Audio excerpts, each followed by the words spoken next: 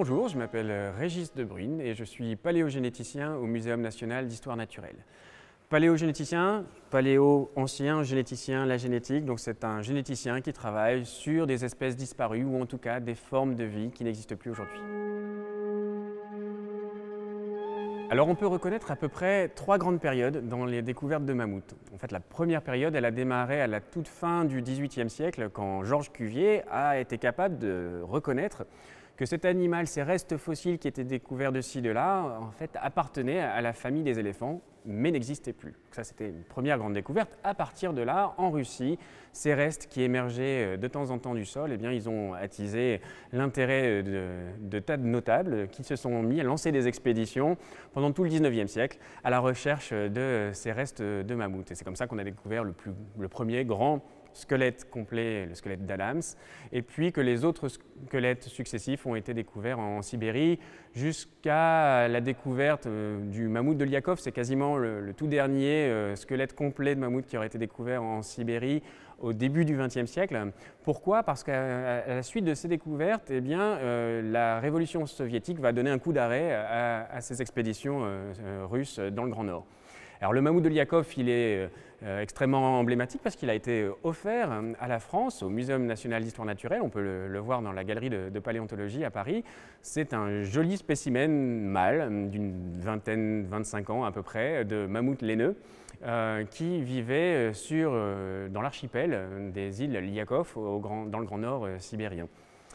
Ce mammouth, il a permis de faire plusieurs découvertes, notamment c'était le premier mammouth pour lequel on a pu étudier le contenu de l'estomac, puisqu'il faut s'imaginer que cette carcasse de mammouth, ce n'était pas uniquement un squelette, c'était un squelette sur lequel on retrouvait encore des morceaux épars de la peau. On a notamment son oreille, on a sa queue, on a de la peau aussi avec ses poils sur ses pattes. Donc il a permis déjà à l'époque de documenter des informations qui étaient jusque-là inaccessibles uniquement avec des données du squelette.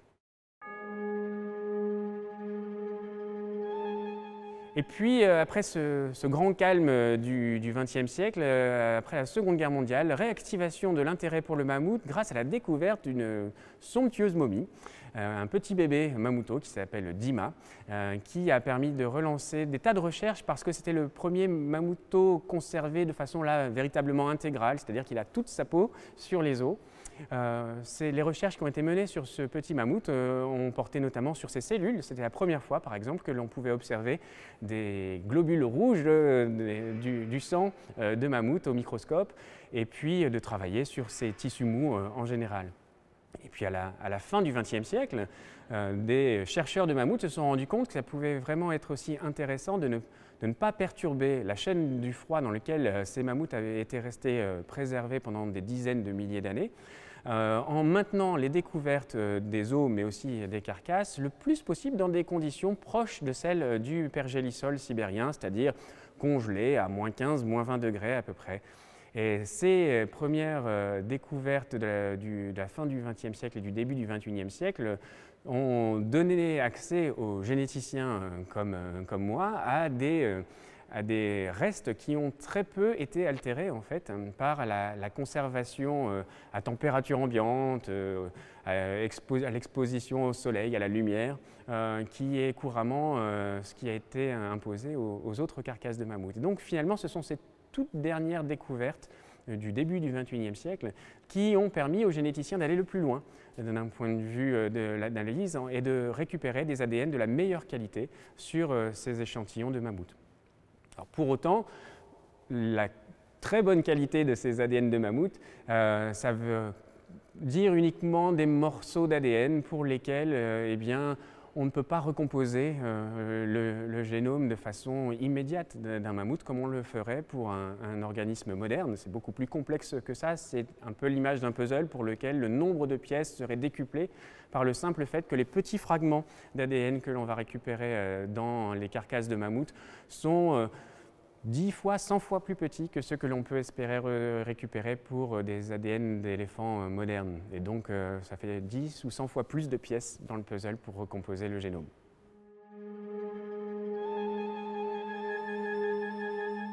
Alors en parallèle de ces nouvelles découvertes de mammouths, eh bien, les techniques qui nous permettent d'étudier l'ADN ont aussi évolué. Et il se trouve que le début des années 2000, c'est aussi une période de révolution dans la génétique, avec l'accès à des nouvelles technologies de séquençage qui permettent de travailler beaucoup plus efficacement sur des ADN de très petite taille, c'est-à-dire exactement ce que l'on récupère quand on travaille sur un ADN de mammouth.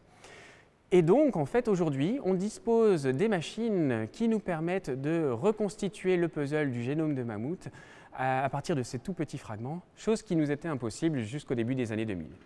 Alors, la conjonction de ces nouvelles découvertes de mammouths extrêmement bien conservées et de ces nouveaux outils pour analyser le génome a permis la réalisation tant attendue du séquençage du génome complet du mammouth dès 2008, c'est-à-dire c'était le premier génome d'une espèce disparue à être séquencé avant même celui de l'homme de Néandertal.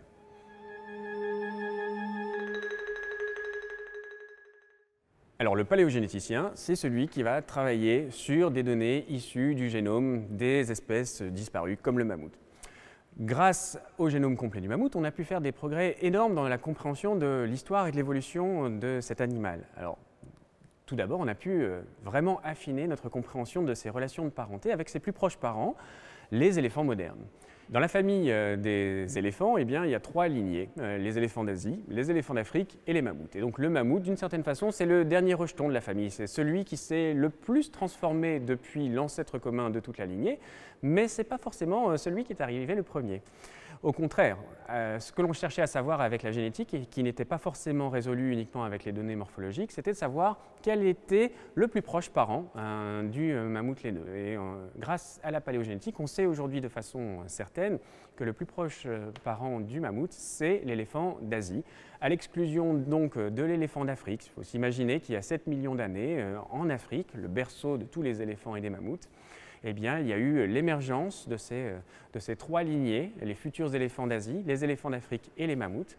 Les mammouths et les éléphants d'Asie sont rapidement sortis des forêts équatoriales de l'Afrique pour aller coloniser l'Eurasie. Eh bien, à ce moment-là, quand ils sont arrivés en Eurasie, les mammouths, comme les éléphants d'Asie, étaient déjà différenciés entre eux. La lignée des mammouths allait explorer d'autres environnements que celle des éléphants d'Asie.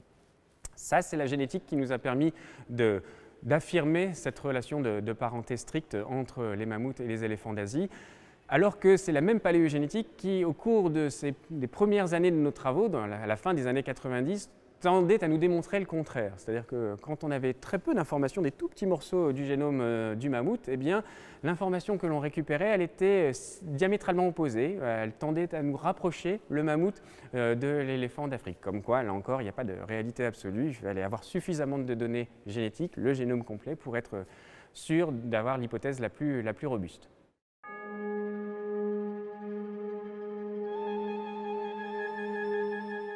Alors les premiers mammouths qui vivaient en Eurasie étaient beaucoup plus grands que les mammouths laineux qu'ont fréquenté les hommes modernes.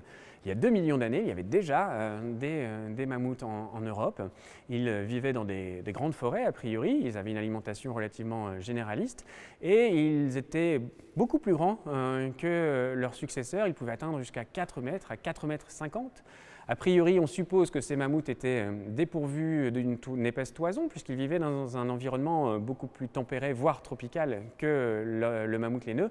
Et finalement, le mammouth laineux, c'est celui qui est arrivé en dernier au sein même de la lignée des mammouths. Pourquoi? Bien parce qu'au cours du Pléistocène, c'est-à-dire au cours du dernier million d'années, on va voir en Eurasie un refroidissement progressif et une aridification importante de l'environnement qui ont causé la disparition des grandes forêts dans lesquelles s'épanouissaient les premiers mammouths eurasiatiques et le remplacement de ces forêts par des environnements de steppes froides, herbeuses, beaucoup plus comparables à l'environnement que l'on peut retrouver aujourd'hui par exemple sur les hauts plateaux de Mongolie. Un environnement qui a donc favorisé l'émergence d'une lignée de mammouths brouteurs, des mammouths qui se nourrissaient exclusivement d'herbes, le cas du mammouth laineux. Alors l'herbe, c'est une alimentation nourrissante, certes, mais finalement moins riche que ce que pouvaient manger les mammouths précédents. Et puis surtout, l'aridification de l'environnement a causé une plus grande compétition entre les mammouths pour se nourrir, de sorte qu'on peut penser que les mammouths laineux, qui sont devenus plus petits au cours du temps, les tout derniers mammouths en Sibérie dépassaient difficilement 3 mètres, eh bien c'était sans doute là encore une réponse adaptative à la faible disponibilité alimentaire dans l'environnement de ces mammouths.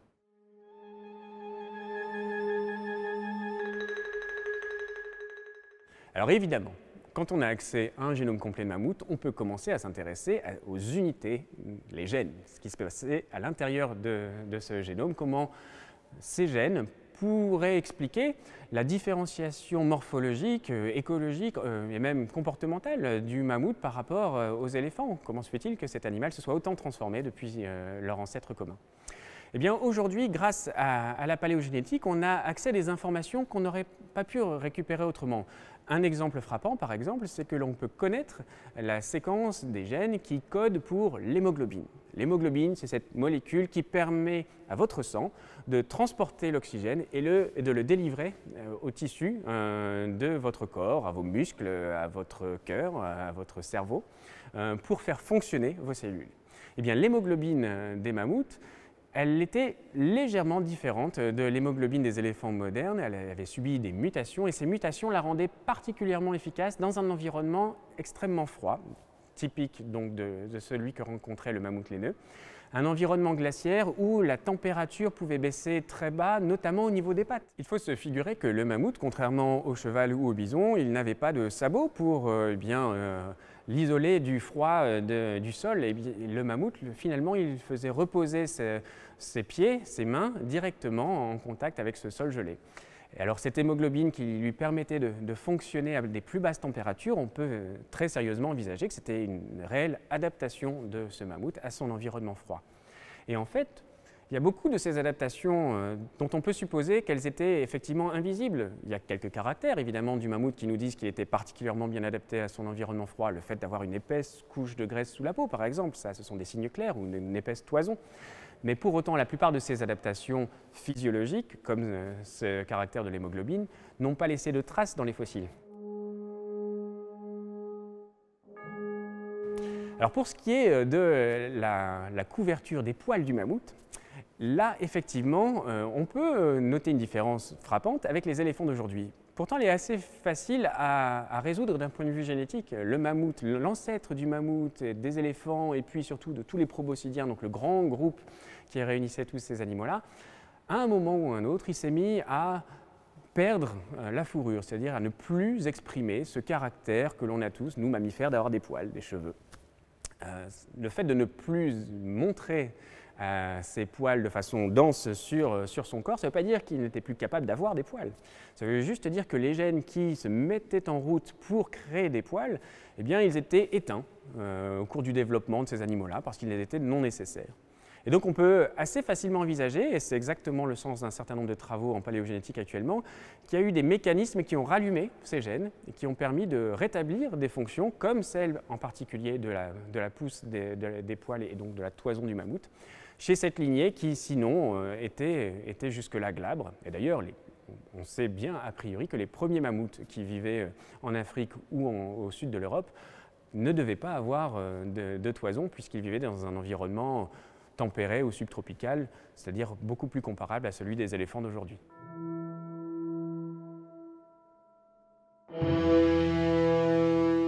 Au cours des 20 dernières années, on a découvert essentiellement des carcasses de jeunes mammouths.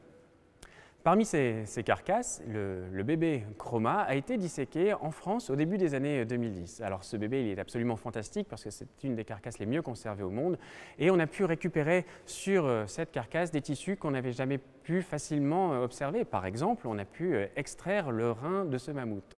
Donc on n'avait jamais observé de rein de mammouth. Or, le rein que l'on a pu extraire de la carcasse de Chroma nous a permis de découvrir une morphologie qui tend à nous faire penser que le fonctionnement du rein chez le mammouth permettait de faire une urine beaucoup plus concentrée. Et donc ça, c'est plutôt le signe d'un animal qui vivait dans un environnement extrêmement aride, et en fait plus aride que la savane dans laquelle les éléphants se déplacent aujourd'hui. C'est un peu contre-intuitif parce qu'on peut imaginer que sous prétexte qu'il vivait dans le Grand Nord, avec éventuellement de la neige ici ou là, et il trouvait facilement de l'eau. Et bien non, en particulier l'hiver, ça devait être très difficile de trouver de l'eau à boire pour ces mammouths. Sur la carcasse de Chroma, on a également été capable de récupérer des informations spécifiques à cet individu. Par exemple, on a pu extraire une de ses dents. Et pourquoi c'est important de pouvoir extraire une dent sur un mammouth? Eh bien parce que c'est vraiment le moyen d'enregistrer de façon la plus fine son âge individuel, c'est-à-dire de savoir que cet animal, au moment de sa mort, il avait sans doute entre 1 et 2 mois. C'était vraiment un tout jeune bébé. Et d'ailleurs, un des moyens les plus évidents de se rendre compte que c'était un jeune mamouto, c'est d'observer le contenu de son estomac, ce que l'on a pu faire dans le cas de ce mammouth. On a pu découper une petite fenêtre dans son estomac et là, notre surprise était totale puisqu'on y a découvert quoi? Eh bien, du lait caillé depuis des dizaines de milliers d'années, mais donc le lait de sa mère encore contenu dans son estomac et pas encore digéré. Vous voyez, une momification vraiment incroyable. On a même sous nos yeux son dernier repas.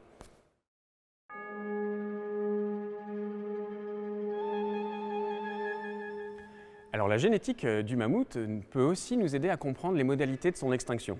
Pourquoi? Eh bien, tout simplement parce que la diversité génétique d'une espèce, c'est le reflet de son état de santé à un temps T. C'est-à-dire que plus une espèce est en bonne santé, plus elle va manifester une grande diversité génétique. De cette façon, on peut essayer de suivre l'état de santé du mammouth si on a accès, à travers le temps, à différents génomes de différents mammouths qui nous permettent de voir quelle était la diversité à chaque moment, à chaque époque où l'on peut suivre les mammouths. Ces travaux nous ont déjà permis de comprendre un certain nombre de points qui étaient en suspens sur les modalités d'extinction. Est-ce que c'était une extinction lente, graduelle, au cours du Pléistocène, ou plutôt une extinction rapide? Eh bien, si on s'intéresse aux mammouths qui vont du début du Pléistocène supérieur, c'est-à-dire il y a à peu près moins 100 000 ans, jusqu'à il y a moins 20 000 ans, c'est-à-dire le dernier maximum glaciaire, eh bien, on ne voit quasiment pas de variation dans la diversité génétique de ces mammouths-là. C'est-à-dire là, a priori, pas de variation démographique, pas de problème véritablement clair qui aurait pu causer le début de la disparition de ces mammouths. Et puis pourtant, juste après cette période faste, eh bien, on n'a quasiment plus de mammouths. Et on retrouve uniquement quelques populations reliques isolées sur des îlots au milieu du détroit de Bering. Il y a 5 000, 6 000 ou 4 000 ans pour les tout derniers sur l'île de Wrangel. Et si on s'intéresse au génome de ces mammouths-là, ce qui devient très intéressant, c'est qu'on découvre des mammouths où il n'y a plus du tout de diversité génétique. Et donc on passe d'une situation très faste à des dernières populations reliques où il n'y a quasiment plus de diversité. Donc il y a un effondrement visiblement très rapide qui s'est fait entre ces 20 derniers milliers d'années et puis les derniers 4000 ans qui ont vu la disparition des tout derniers mammouths sur ces îlots du détroit de Bering. Ces populations qui étaient isolées dans le détroit de Bering, elles étaient condamnées clairement d'un point de vue génétique, outre le fait qu'elles montrent très peu de diversité, elles montrent aussi des forts taux de consanguinité, c'est-à-dire une très grande parenté entre les mammouths entre eux. Et ça cause des tas de problèmes, souvent l'augmentation de problèmes de développement. On voit aussi l'augmentation de probabilité d'un certain nombre de maladies, le diabète par exemple. On voit aussi des modifications véritablement délétères dans le génome avec des pertes de l'efficacité du système d'olfaction. Donc le sens olfactif du mammouth était très altéré. Or, le mammouth, son olfaction, c'est un sens extrêmement important comme c'est un sens très important pour les éléphants d'aujourd'hui. Donc, on a vraiment sous les yeux des animaux qui montrent des déficiences qui signent leur extinction prochaine.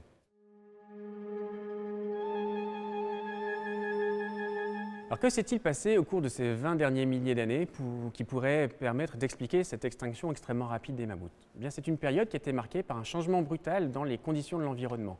Un premier réchauffement climatique d'une certaine façon, comparable dans une certaine mesure à celui que l'on observe aujourd'hui. Alors ce réchauffement climatique, il a été surtout marqué dans les régions où les mammouths étaient les plus étendus, c'est-à-dire au nord de l'Eurasie, au nord de l'Amérique du Nord. C'est là que finalement ce changement a été le plus marqué, avec un changement très important de la flore. Changement de la flore, pourquoi? Eh bien parce qu'on est passé d'un environnement froid mais très sec, un environnement qui était parfait en fait pour la steppe herbeuse dont se nourrissaient les mammouths, à un environnement froid mais beaucoup plus humide. Donc le réchauffement il n'était pas très marqué, mais l'humidité était beaucoup plus présente. Et cette humidité a causé deux changements. Le développement au sud de la forêt, ce qu'on appelle aujourd'hui la taïga, donc cette forêt de conifères, et le remplacement au nord de la steppe à mammouth par un environnement de marécage, ce qu'on connaît aujourd'hui comme la toundra glaciaire. Et cette toundra glaciaire, elle ne permet pas de faire pousser de grandes prairies, non, elle permet uniquement de faire pousser des toutes petites mousses avec des grands systèmes de racines, mais des végétaux qui ne permettent pas du tout à un mammouth de s'alimenter. Et donc, le changement du climat est une hypothèse suffisante en elle-même pour expliquer la disparition des mammouths qui se sont retrouvés d'une certaine façon piégés entre la toundra au nord et la taïga au sud, et pris en sandwich avec la disparition de la steppe à mammouth entre ces deux environnements, leur steppe à mammouth se réduisant comme peau de chagrin au fur et à mesure du changement climatique au cours de ces derniers 20 000 ans.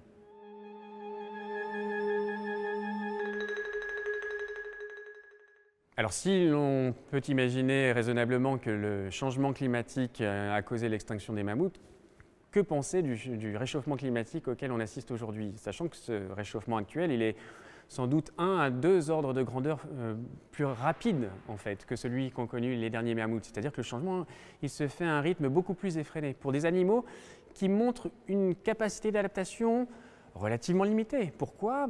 Parce que ce sont des animaux qui ont une vie longue, qui s'occupent très longtemps de leurs jeunes et donc un renouvellement des populations relativement lent. Donc ce sont des animaux qui mettent sensiblement plus de temps pour s'adapter à un changement d'environnement que des animaux plus petits, que les souris par exemple.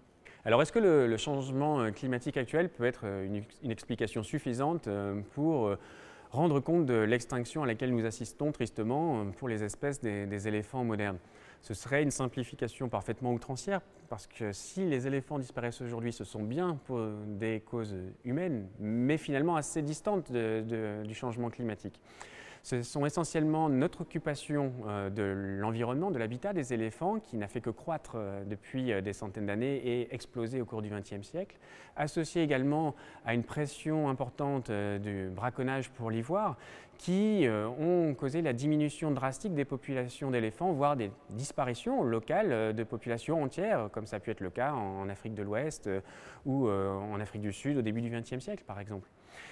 Aujourd'hui, malheureusement, on se retrouve avec moins de 300 000 éléphants en Afrique, sans doute, et un taux de disparition de ces éléphants qui nous laisse penser que d'ici 20 ans, 25 ans, eh bien, il n'y aura plus d'éléphants en Afrique en liberté.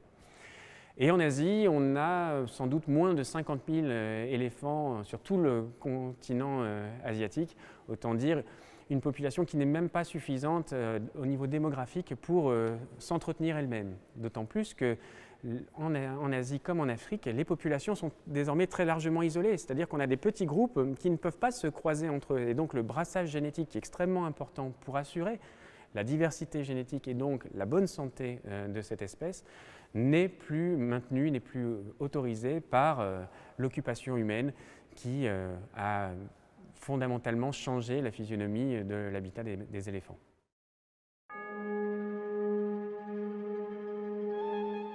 Alors vous aurez peut-être du mal à le croire, mais on connaît plus aujourd'hui de génomes complets de mammouths laineux que l'on en connaît pour des éléphants modernes. Et oui, pourtant c'est beaucoup plus compliqué à réunir comme information, ça coûte beaucoup plus cher, mais il faut se figurer que le mammouth a une telle aura qu'il arrive à concentrer sur sa recherche des moyens bien plus importants que ceux que l'on arrive à mobiliser pour analyser les populations d'éléphants. Et pourtant, il est extrêmement critique aujourd'hui, et pas demain, puisque demain il sera sans doute trop tard pour le faire, et bien de s'intéresser à la génétique des éléphants modernes pour essayer de sauver ce qui peut l'être, c'est-à-dire comprendre quelles sont les différences génétiques importantes entre, par exemple, les éléphants de forêt et les éléphants de savane en Afrique, et est-ce que l'on peut aider à maintenir la diversité génétique maximale au sein de ces espèces par des programmes de conservation adéquats par rapport à cette diversité génétique. Eh bien, on a beaucoup de mal à le savoir parce qu'on a très peu d'informations sur des génomes d'éléphants modernes.